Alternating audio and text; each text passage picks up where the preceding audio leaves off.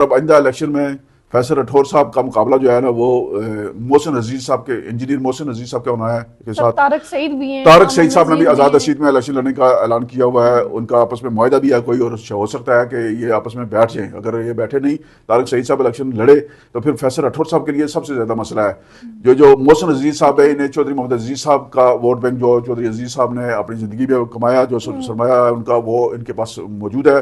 जो गुजर बरादरी से तल्लुक़ रखने वाले जो दूसरे उम्मीदवार हैं, अमर नज़ीर साहब, ये भी पिछली दफा तहरीक इंसाफ के टिकट पर लड़े थे और 13,000 से ज्यादा वोट इन्होंने लिए थे। ये भी इस दफा उम्मीदवार हैं, लेकिन इनके लिए वो पहले वाली पजीराई मौजूद नहीं है। चौधरी मोहम्मद अजीज साहब के नाम पर अवेली कोटा के अंदर जो है वो अभी हमदर्दी का वोट मौजूद है, और इस बात का कभी इम्कान है कि चौधरी मोहसिन अजीज जो है वो अकेले जो है ना वो इस पोजीशन में है कि वो इलेक्शन जीत सकें।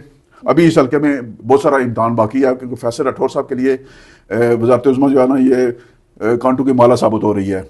ना तो वो सर उनको टाइम भी तो कम मिला है। टाइम बेशक कम है, लेकिन कम से कम वो अपने हल्के के अंदर कोई ऐसा बड़ा काम कर सकते थे जो उनके लिए मुस्तकबिल के लिए ऐसी उम्मीद साबित होता है कि लोग उनकी तरफ राग़िब होते।